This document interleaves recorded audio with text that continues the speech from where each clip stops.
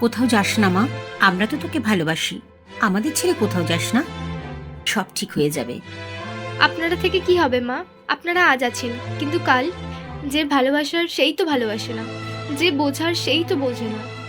দেখ মা, সমস্যা একটু থাকলে সেটাকে মানিয়ে নিতে হয়। আরে মা, এত কাকে বোঝাচ্ছ? এত বোঝানোর দরকার নেই, যাচ্ছে যেতে দাও না।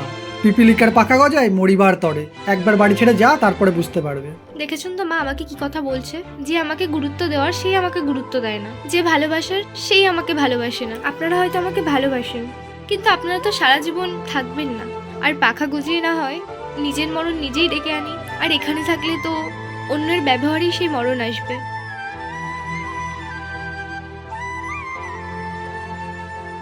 মা, আমি আসছি, আপনি সময় মতো ওষুধগুলো খাবেন।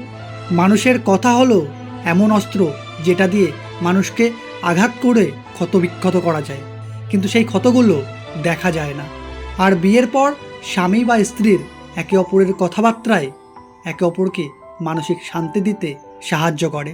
স্ত্রী হলো পরম বন্ধু, যে সারা জীবন সাথে থাকে। তাই তাকে অবহেলা না করে ভালোবেসে ধরে রাখা উচিত।